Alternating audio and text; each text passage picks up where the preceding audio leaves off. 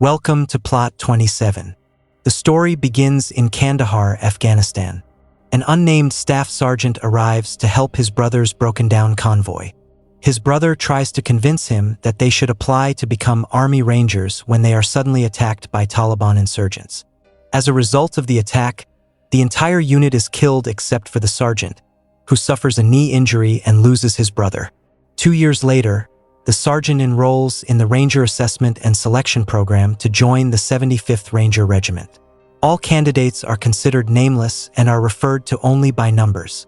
It turns out the sergeant has applied 4 times before but was always rejected for medical reasons. He is eventually assigned the number 81 and appointed as team leader, but he refuses the role. All candidates must undergo an 8-week selection program. If they reach the final stage, they must complete a 24-hour simulated mission known as the Death Line. After completing it, they will earn the Ranger Tab, the Tan Beret, and a place in the most legendary regiment in the United States Army. Each week, those who fail are eliminated. 81 excels in training but does not form bonds with the others. During shooting practice, the regiment leaders and other candidates are surprised to learn that 81 is a combat engineer from the 213th CSSB. They recognize that the 213th CSSB once helped a stranded convoy, but Taliban forces wiped out the entire unit. After that incident, 81 was awarded the Silver Star. Meanwhile, it is reported that NASA has detected an asteroid believed to originate from outside the solar system. Authorities say there is no need to worry, even though it will pass close to Earth's orbit. Curious about the Kandahar incident, 15 asks 81 about it, but 7, acting as team leader, warns him not to interfere. In the final week, the candidates undergo underwater training. 81 nearly drowns after being reminded of his brother's death, but 7 and the others manage to save him. Sergeant Major Sheridan and Sergeant First Class Torres begin to doubt 81's mental condition and suggest he withdraw, but he refuses. He continues the program and ultimately makes it to the final stage. For the last test, Sergeant First Class Torres assigns 81 as team leader. They are tasked with a simulated mission to destroy a secret aircraft and rescue its pilot. The candidates are deployed into the forest, and the Death Line mission begins. Since 81 is not good at giving speeches, 7 steps in to motivate the team. After a long and exhausting journey, 81 orders the team to rest while he stands guard. 7 joins him, but they are suddenly startled by a mysterious explosion. The team continues and eventually spots the secret aircraft near a river.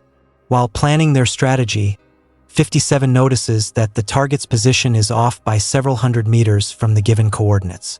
Communications are suddenly cut off, and they hear a strange voice over the radio.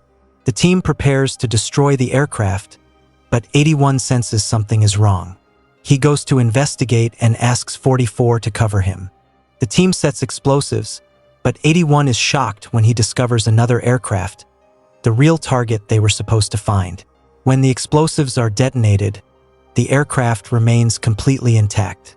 Suddenly, it transforms into a walking machine and attacks the team.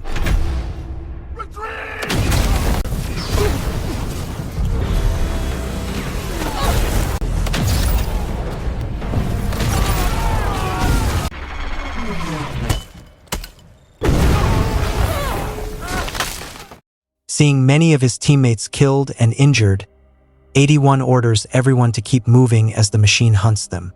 Since they are only carrying blank ammunition, they have no choice but to run.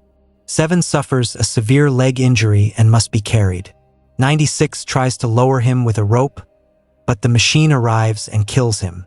81 and the others barely escape as the machine continues its assault. After surviving, 7 loses consciousness after 81 resets his leg.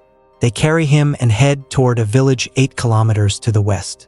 When they reach a river, they attempt to cross using a rope, but the machine suddenly appears again. They are swept away by the current and fall over a waterfall. They later encounter 60, who also survived.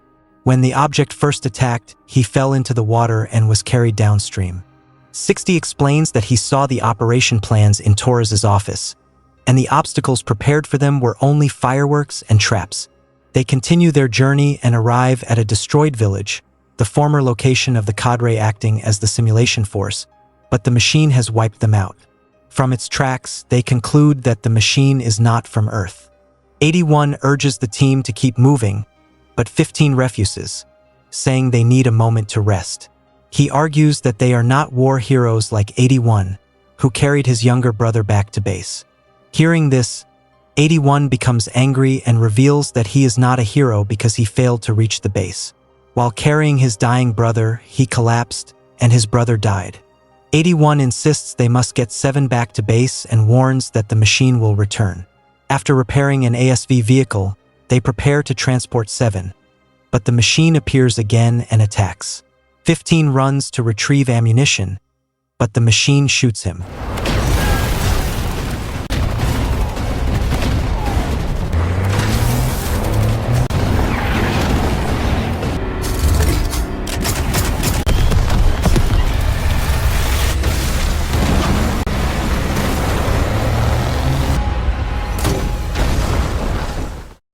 After an intense chase, 81 manages to trap the machine under a rock slide, but most of the team is dead, leaving only 81 and 7.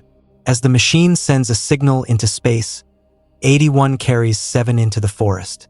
It turns out that 7 knew 81's brother during air assault training, and he often talked about wanting to become a ranger with his brother. Noticing that the machine releases pressure and has a ventilation system, 81 tells 7 to wait in the forest.